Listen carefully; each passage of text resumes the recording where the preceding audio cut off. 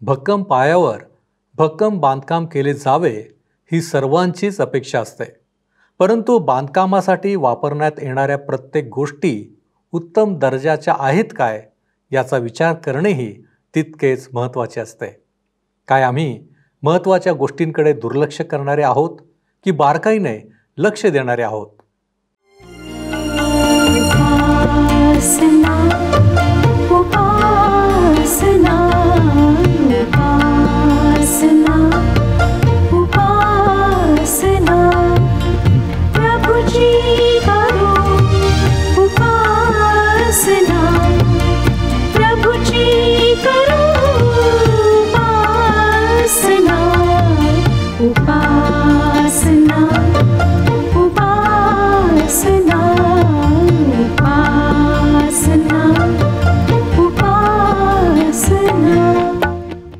आम्हावर प्रीती करणाऱ्या आमच्या जिवंत परमेश्वराच्या पवित्र नावात आपणास सलाम.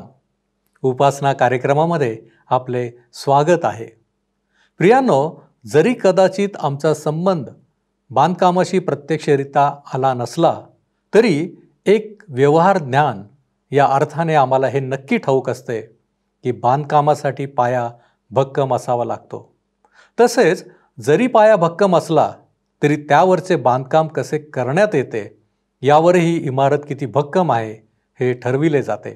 बरोबर ना? प्रियांनो, पौलाने देखील याच प्रकारे मार्गदर्शन करिंथ येथील मंडळीला केले होते. त्याचे मार्गदर्शन काय होते हे आपण आजच्या अध्ययनाद्वारे पाहणार आहोत. तर मग चला प्रियांनो, अधिक वेळ न दवडता आपण आपल्या अध्ययनाची सुरुवात करूया. श्रोत्यांनो, ह्या दिवसांमध्ये आम्ही करिंथकरास पहिल्या पत्राचे अध्ययन करीत आहोत. 3ऱ्या अध्यायाला आम्ही सुरुवात केलेली आहे. आम्ही पाहिलं होतं श्रोत्यांनो की कशा प्रकारे पॉल दैहिक आणि आत्मिक ह्या बाबतीतला फरक स्पष्ट करतो. त्याच प्रकारे आत्मिक गोष्टी समजण्याकरिता आम्हाला देवाचा आत्मा असायला हवा. तेव्हाच आम्ही परमेश्वराचे वचन आत्मिक गोष्टी समजून घेऊ शकतो. त्याने नंतर ख्रिस्ती जीवनाच्या पायाविषयी स्पष्टीकरण दिले. प्रभू येशू ख्रिस्तच आमच्या जीवनाचा पाया आहे व त्याच्या वधस्तंभाच्या सुवार्तेशिवाय दुसरी कोणतीही सुवार्ता नाही. म्हणून आपण दुसरे कोणी जर दुसऱ्या प्रकारची सुवार्ता व दुसरा पाया याविषयी सांगत असेल तर त्याविषयी सावधगिरी बाळगायला हवी.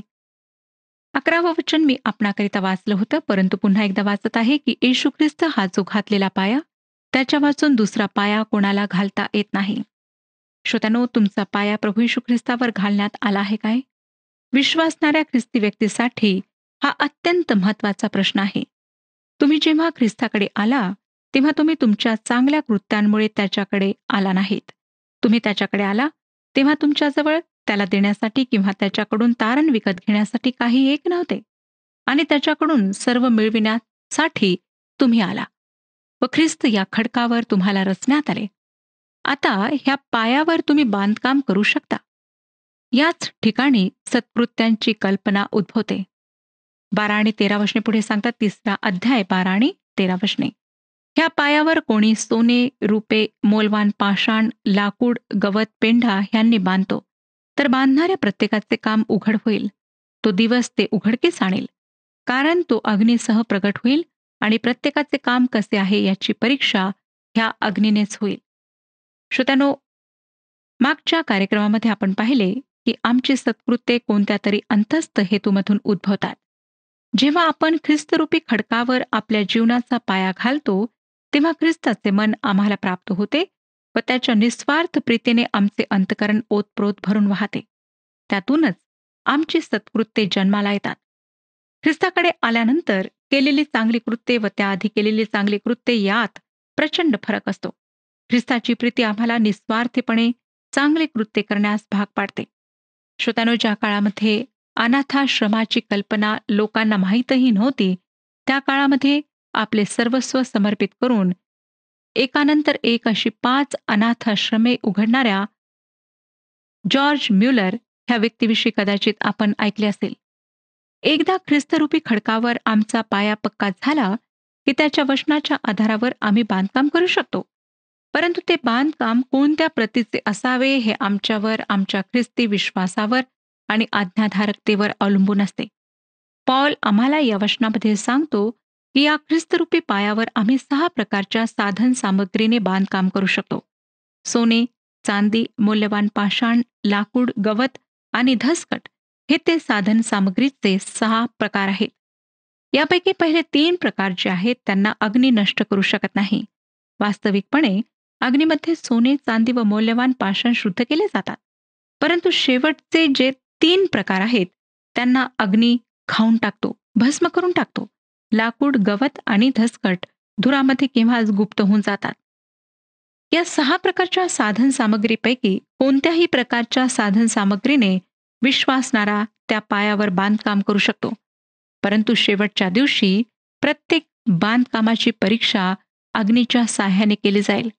म्हणजे न्यायाच्या दिवशी कोणते बांधकाम पक्के होते, देवाविषयीची आज्ञाधारकता व्यक्त करणारे होते, ते प्रकट होईल. व ज्याच्यामध्ये काहीही सामर्थ्य नाही, जे पोकळ आहे, ते गवत, लाकूड व धसकटाचे बांधकाम नष्ट करण्यात येईल. याचा अर्थ असा आहे श्रोत्यानो, की विश्वासणारा पारितोषिकासाठी काम करू शकतो. जो पाया आधीच घालण्यात आला आहे त्यावर केलेले जे बांधकाम टिकते, त्या बांधकामाच्या मालकाला त्याविषयी पारितोषिक मिळेल. पॉल पुढे 14व्या वचनात म्हणतो, ज्या कोणाचे त्या पायावर बांधलेले काम टिकेल त्याला मजुरी मिळेल. याचा अर्थ असा श्रोत्यानो, की तो जर सोने, चांदी व मौल्यवान पाषाण यांच्या साह्याने बांधकाम करीत असेल तर त्याला पारितोषिक मिळेल. मी देवाच्या काही अद्भुत सेवकांना भेटले आहे. काहींशी माझा पत्राद्वारे संपर्क आहे. खरोखर फार सुंदर प्रकारे देव त्यांचा उपयोग करून घेत आहे. ते सोन्याच्या साह्याने बांधकाम करीत आहेत. गवताचे मोठे मोठे ढिगारे आम्हाला खूप दुरूनही सहज दिसतात. परंतु सोन्याचा तुकडा आमच्या सहजासहजी नजरेस पडू शकत नाही. कदाचित ते सोने आहे हे केवळ देवाला समजू शकते. तात्पर्य हे श्रोत्यानो, की काही सेवक खरोखर देवाच्या वचनाविषयी आज्ञाधारक असतात व ते अत्यंत समर्पित जीवन जगतात. हा त्यांच्या समर्पणामुळे त्यांना अत्यंत कठोर परिस्थितीतून, त्रासातून जावे लागते. परंतु तरीही ते आपली सेवा चालू ठेवतात. त्यांची सेवा कधीकधी इतरांच्या लक्षातही येत नाही. तिच्याविषयी गाजावाजा होत नाही. परंतु असे लोक सोन्याने बांधकाम करीत आहेत हे फक्त देवालाच माहीत असते. त्याविरुद्ध काही लोक असे आहेत की ते फार गाजावाजा करून देवाची सेवा करतात. त्यांच्या सेवेविषयी सर्वत्र बातमी पसरते. आपल्या सेवेची थोरवी ते ख्रिस्ती मासिकांमधून, धर्मपीठांवरून आणि मिळेल त्या साधनाद्वारे गातात. व जेवढी त्यांची खरी सेवा आहे त्याच्यापेक्षा ती फार मोठ्या प्रमाणात आहे असे ते दाखवतात. त्यांच्या सेवेद्वारे जर एखादी हरवलेली व्यक्ती परमेश्वराकडे वळली तर 5 व्यक्ती परमेश्वराकडे आल्यात असे ते अतिशयोक्तीने व स्वतःकडे त्याचे गौरव घेतात. परंतु श्रोत्यानो, या गवताच्या ढिगाऱ्यांची कधीतरी परीक्षा नक्कीच होणार आहे व हे गवताचे ढिगारे नष्ट होतील, कारण ती परीक्षा अग्नीने होणार आहे. लाकडाचे बांधकाम व धसकटाचे बांधकाम यांची ही स्थिती तशीच होणार. 15वं वचन पुढे पहा. ज्या कोणाचे काम जळून जाईल त्याचा तोटा होईल, तथापि तो स्वतः तारला जाईल, परंतु जणू काय अग्नीतून बाहेर पडलेल्यासारखा तारला जाईल. ह्यातील विरोध आपल्या लक्षात आला असेल. जर एखाद्या माणसाचे त्या पायावर बांधलेले बांधकाम टिकले तर त्याला पारितोषिक मिळेल. परंतु ज्याचे बांधकाम टिकणार नाही त्याचे फार मोठे नुकसान होईल, परंतु तो स्वतः मात्र तारला जाईल. ख्रिस्तावरच्या विश्वासामध्ये त्याचा जर पाया असेल तर त्याला जरी पारितोषिक मिळाले नाही तरी तो आपले तारण गमावणार नाही. श्रोत्यानो, आज तुम्ही कोणत्या प्रकारचे बांधकाम करीत आहात? तुम्ही कोणती साधन सामग्री वापरत आहात? तुम्ही जर सोन्याने बांधकाम करीत असाल तर तुमचे बांधकाम सध्या तरी भारदस्त दिसणार नाही. परंतु जर तुम्ही गवताच्या पेंढ्याने बांधकाम करीत असाल तर तुमचे बांधकाम फार दुरूनही दिसू शकेल. पण लक्षात ठेवा श्रोत्यानो, की ते बांधकाम भस्मसात केल्या जाईल. मला हीच गोष्ट दुसऱ्या शब्दांमध्ये सांगायला आवडेल. स्वर्गामध्ये काही लोक असे असतील की त्यांचा पाया ख्रिस्त असेल, परंतु त्यांच्याजवळ धुराचा वास येईल. जणू काही अग्नीतून कसे बसे ते वाचले आहेत. त्यांनी जे काही केले ते अग्नीने भस्मसात करण्यात येईल. त्यांच्या कार्यासाठी त्यांना पारितोषिक मिळणार नाही. तुम्ही जर दैहिक ख्रिस्ती व्यक्ती असाल तर तुम्ही पारितोषिकाची अपेक्षा करू नका, कारण देवाच्या वचनाद्वारे तुमचे देवाबरोबरचे नाते नीट नाही. ज्याला देवाचे वचन माहीत नाही ते दैहिक ख्रिस्ती आहेत. श्रोत्यानो, पौलाने मानवजातीची 3 गटात विभागणी केली व ही विभागणी त्या गटाच्या देवाच्या वचनाशी असलेल्या संबंधावर आधारित असते. नैसर्गिक माणसाकरिता देवाचे वचन मूर्खपणाचे आहे. आत्मिक माणूस देवाच्या वचनाचे तारतम्य बाळगतो व त्याला त्याद्वारे आत्मिक दृष्टी प्राप्त होते. परंतु तेही ख्रिस्ती माणूस म्हणतो, पवित्र शास्त्राच्या अध्ययनाऐवजी आपण मेजवानीचे आयोजन करूया, किंवा तो म्हणतो देवाच्या वचनाचे शिक्षण घेण्याऐवजी आपण संगीत ऐकूया. यावरूनच तुम्ही दैहिक ख्रिस्ती व्यक्तीला ओळखू शकता. आपण पुढे 16 आणि 17 वचने वाचूया. तुम्ही देवाचे मंदिर आहात आणि तुम्हामध्ये देवाचा आत्मा वास करीतो, हे तुम्हास ठाऊक नाही काय? जर कोणी देवाच्या मंदिराचा नाश करीतो, तर देव त्याचा नाश करील, कारण देवाचे मंदिर पवित्र आहे, तेच तुम्ही आहात. देवाचा पुत्र व देवाची कन्या पवित्र आत्म्याचे मंदिर आहे. ह्या गोष्टीकडे पॉल पुन्हा आमचे लक्ष वेधणार आहे. श्रोत्यांनो, आमचे शरीर परमेश्वराच्या मालकीचे आहे. हे वाक्य माझ्या मनामध्ये फार मोठी जबाबदारीची जाणीव निर्माण करते. जुन्या करारामध्ये आपण वाचले की परमेश्वर माणसाने आपल्या हातांनी बांधलेल्या मंदिरामध्ये वस्ती करीत नाही. यशाया संदेशाच्या पुस्तकात, यशायाचे पुस्तक 66 अध्याय पहिल्या 2 वचनांमध्ये परमेश्वर आम्हाला सांगतो. यशायाचे पुस्तक 66 अध्याय आणि पहिली 2 वचने. परमेश्वर म्हणतो, आकाश माझे सिंहासन व पृथ्वी माझे पादासन आहे. तुम्ही माझ्यासाठी कशा प्रकारचे घर बांधणार? मला विश्रांतीसाठी कोणते स्थळ असणार? परमेश्वर म्हणतो, ह्या सर्व वस्तू माझ्याच हाताने बनलेल्या आहेत, म्हणून त्या माझ्या झाल्या आहेत. पण जो दीन व भग्न हृदय आहे व माझी वचने ऐकून कंपायमान होतो, त्याचकडे मी पाहतो. स्तोत्रकर्ता स्तोत्रसंहिता 34 अध्याय 18व्या वचनाच्या पहिल्या भागात म्हणतो, परमेश्वर भग्नहृदयी लोकांच्या सन्निध असतो. आणि या पत्रामध्ये श्रोत्यानो, पॉल आम्हाला सांगतो की आम्ही देवाचे मंदिर आहोत. या वचनामुळे मला सतत जाणीव होते की माझ्या मनातले विचार, कल्पना, माझी कृत्ये या सर्व गोष्टी अशा असायला हव्यात की त्यामुळे देवाचा पवित्र आत्मा दुखावला जाणार नाही व देवाचे मंदिर म्हणजे माझ्या शरीराची मी कोणत्याही प्रकारे विटंबना करू नये.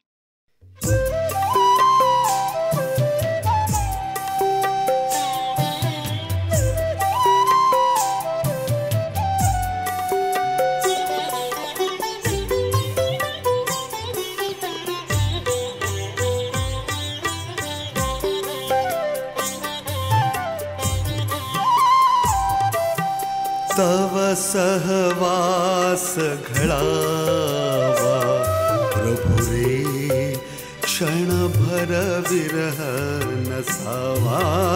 तव सहवास घडावा प्रभु रे, क्षणभर विरह नसावा.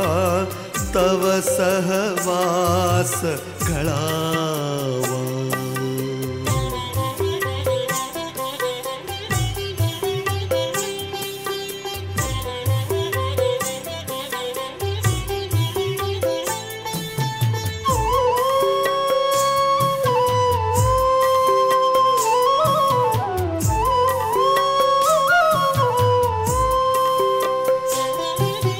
राहो सुंदर सदनी नगरी, किंवा राणी पर्वत कुहरी. राहो सुंदर सदनी नगरी, किंवा राणी पर्वत कुहरी. देह विभो हा माझा, देह विभो हा माझा. कोठेही मग स्वर्गच जीवा. तव सहवास घडावा प्रभु रे, क्षणभर विरह नसावा. तव सहवास घडावा.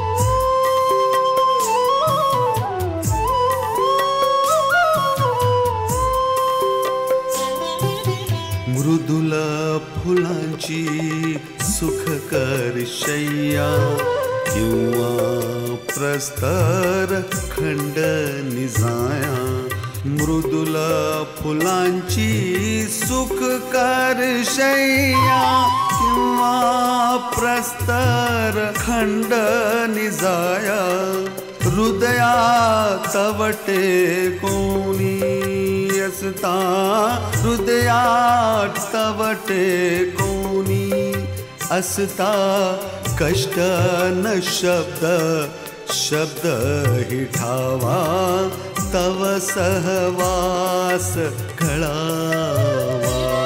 प्रभु रे क्षणभर विरह नसावा, तव सहवास घळावा. प्रभु रे क्षणभर. परमेश्वराची आमच्यासाठी आज्ञा आहे की जसा तो पवित्र आहे तसे आम्ही पवित्र व्हावे. आणि त्याला माहीत आहे की आम्ही त्याच्या सामर्थ्याशिवाय पवित्र होऊ शकत नाही. त्यासाठीच त्याने आम्हाला पवित्र आत्मा दिला आहे.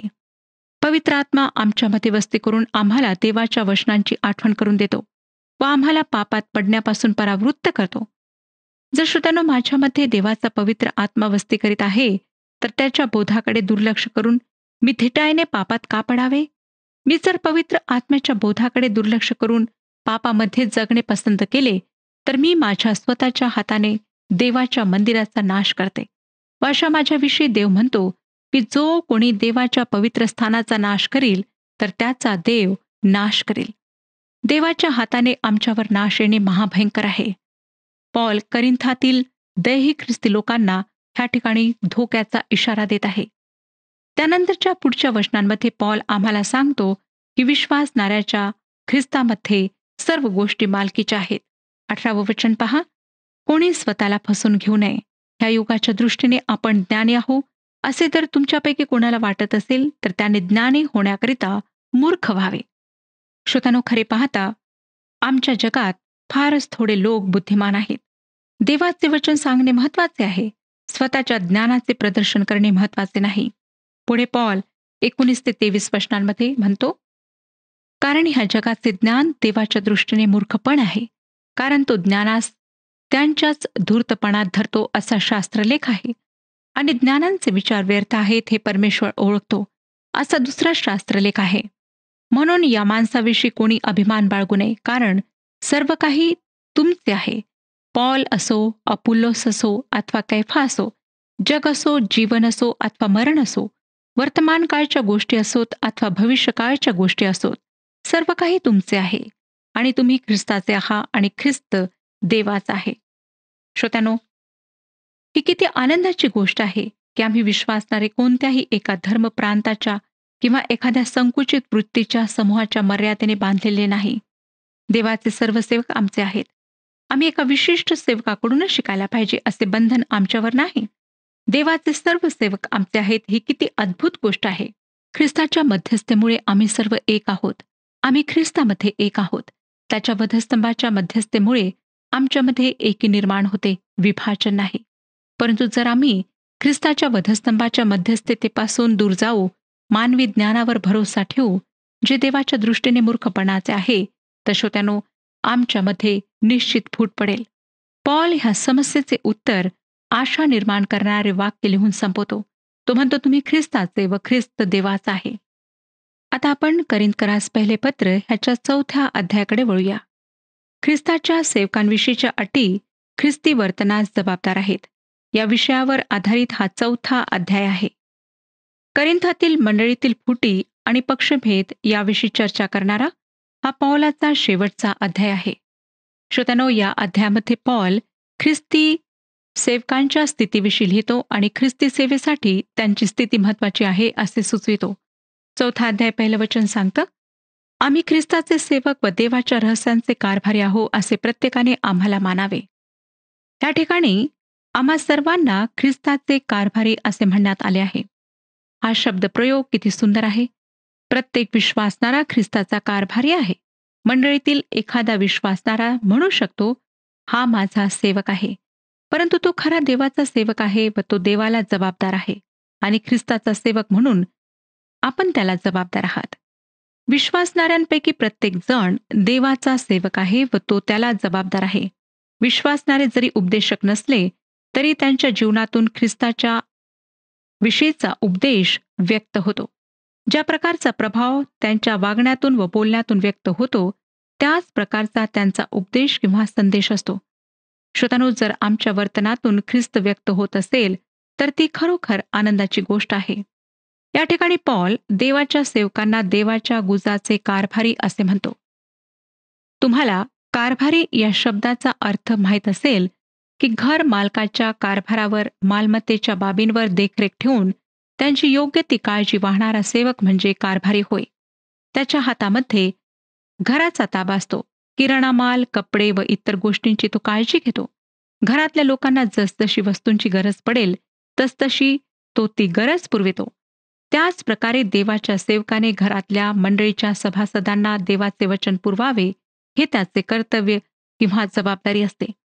या ठिकाणी गुज हा शब्द पुन्हा वापरण्यात आला आहे. गुज म्हणजे ज्या गोष्टी आधी माहीत नव्हत्या पण आता प्रगट करण्यात आल्या आहेत त्या गोष्टी. नैसर्गिक माणसाला गुज समजू शकत नाही. फक्त देवाचा आत्मा ख्रिस्ताच्या गोष्टी घेऊन त्या आम्हाला दाखवू शकतो. या ठिकाणी श्रोत्यांनो, वास्तविकपणे गुज म्हणजे सुवार्ता किंवा देवाचे वचन आणि आम्ही देवाच्या गुजाचे कारभारी असल्यामुळे आम्ही ती गुजे इतरांपर्यंत पोहोचवावीत ही आपली जबाबदारी आहे. जेव्हा प्रभू येशूने त्याचे गुजाचे दाखले सांगणे संपविले तेव्हा तो त्याच्या शिष्यांना काय म्हणाला ते आम्हाला मत्तेकृत शुभवर्तमान 13वा अध्याय आणि 51 वचनामध्ये वाचायला मिळते. मत्तेकृत शुभवर्तमान 13वा अध्याय आणि 51 वचन.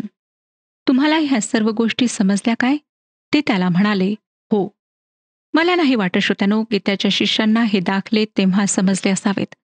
प्रभू येशूही तसे म्हणत नाही की त्यांना ते दाखले समजले किंवा समजले नाहीत. परंतु त्यांना तो पुढे जाऊन म्हणतो 52 वचनामध्ये, प्रत्येक शास्त्री जो स्वर्गाच्या राज्याचा शिष्य झाला आहे तो आपल्या भांडारातून नव्या जुन्या गोष्टी काढणाऱ्या गृहस्थासारखा आहे.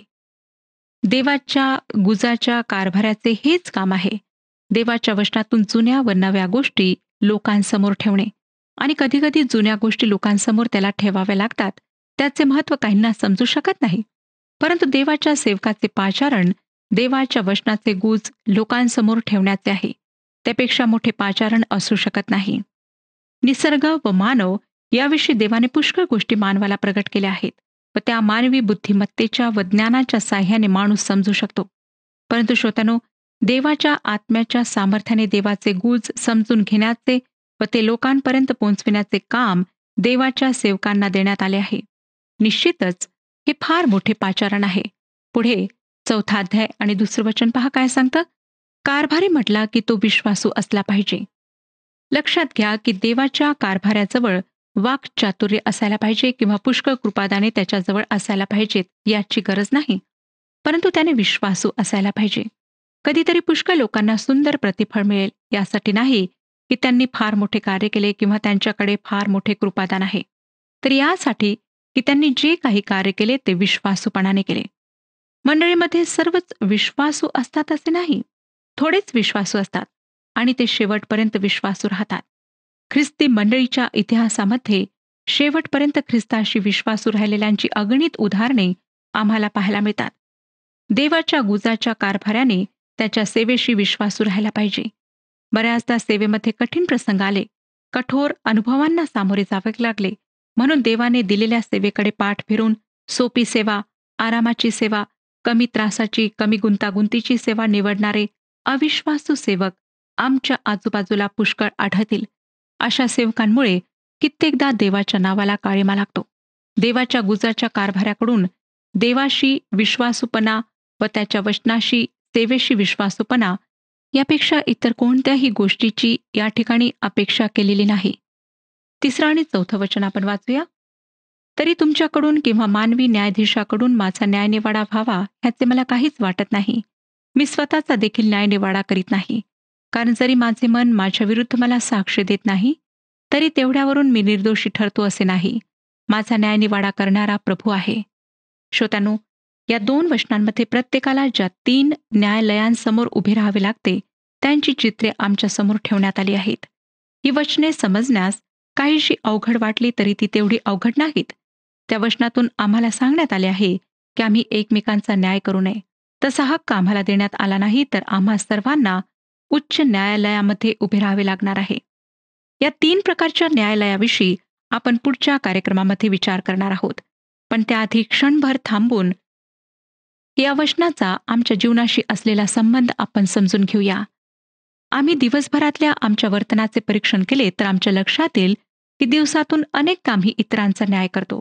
आम्ही न्याय करताना किंवा टीका करताना हा विचार करीत नाही की ज्याचा आम्ही न्यायनिवाडा करतो ती व्यक्ती आमची आई, वडील, शिक्षक, प्रौढ, नातेवाईक, मित्रमैत्रीण किंवा आणखीन कोणी महत्वाची व्यक्ती आहे. आमची तरुण मुले अगदी सहज आई तू गप्प बस ग, तुला काही कळत नाही असे म्हणून आईला अज्ञानी ठरवतात. आमचे बाबांना अगदी खडूस आहेत असे म्हणून वडिलांच्या आतापर्यंतच्या त्यांच्या चांगुलपणाकडे सहेतुक दुर्लक्ष करतात. आम्ही आमच्या शेजाऱ्यांवर, परिचित लोकांवर मूर्ख, वेडपट, नाठाळ, बावळट असले शब्द वापरून टीका करतो आणि न्याय करण्याची ही सवय विश्वासणाऱ्यांमध्येही आढळते. परंतु श्रोत्यांनो, लक्षात ठेवा की आम्हातील प्रत्येकाचा एक दिवस न्याय होणार आहे. म्हणून आज आम्ही स्वतःचे परीक्षण करूया, स्वतःतील उणीवा, दोष दूर करण्याचा प्रयत्न करूया. परमेश्वर आपणा सर्वांस आशीर्वाद देवो. हा कार्यक्रम आपणास आवडला काय? आता आम्हाला एक मिस कॉल करा आणि आपण पुढील विजेता होऊ शकता.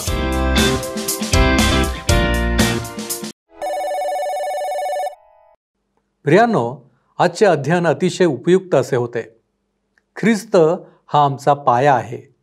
आम्ही पाहिले की ख्रिस्त म्हटलेल्या पायावर आम्ही कसे बांधकाम करतो यावर आमच्या विश्वासाची इमारत अवलंबून आहे. आज आपण एक आशादायी वाक्य पाहिले. तुम्ही ख्रिस्ताचे आहात आणि ख्रिस्त देवाचा आहे. प्रियांनो, आज आपण विचार करूया की जर मी ख्रिस्ताचा आहे तर माझा विश्वास, माझा विचार, माझी कृती कशी आहे? काय मी विश्वासणारा कारभारी आहे हे आम्ही जाणले आहे? आपण आत्मपरीक्षण करूया. आपण प्रार्थना करू. पवित्र पवित्र पवित्र थोर आणि सामर्थ्यवान देव बापा, धन्यवाद देतो प्रभूजी आजच्या अध्ययनाबद्दल, आजच्या मार्गदर्शनाबद्दल. होय प्रभू परमेश्वरा, तू आम्हाला शिकवलेलं आहेस की आम्ही कसं बारकाईनं आम्ही लक्ष द्यावं. होय प्रभूजी, आमच्या जीवनामध्ये प्रभू परमेश्वर अशा प्रकारची वृत्ती आमच्यामध्ये अधिक वाढावी म्हणून तू आम्हाला सहाय्य कर. होय प्रभू परमेश्वरा, ख्रिस्त जो आमचा पाया आहे त्याच्यावरती आम्ही भक्कमरित्या आमचं बांधकाम उभारावं आणि प्रभूजी आमचं जीवन त्याच्याद्वारे आशीर्वादित बनावं. यासाठी प्रभूजी आम्ही आमचं लक्ष तुझ्याकडं लावण्याचा प्रयत्न करीत आहोत. प्रभूजी, असे अनेक लोक आहेत की प्रभूजी त्यांच्या जीवनाचं बांधकाम हे पोकळ झालेलं आहे. परंतु प्रभू परमेश्वरा, त्यांच्या जीवनामध्ये तू कार्य कर.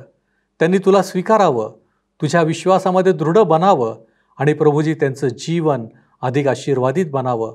यासाठी आम्ही त्यांना तुझ्या हाती सोपवितो. होय बापा, तू प्रार्थना ऐकणारा देव आहेस आणि म्हणून तुला धन्यवाद देताना या विनंत्या, या मागण्या येशू ख्रिस्त आमचा प्रभू याच्याद्वारे करतो म्हणून तू ऐक. आमेन.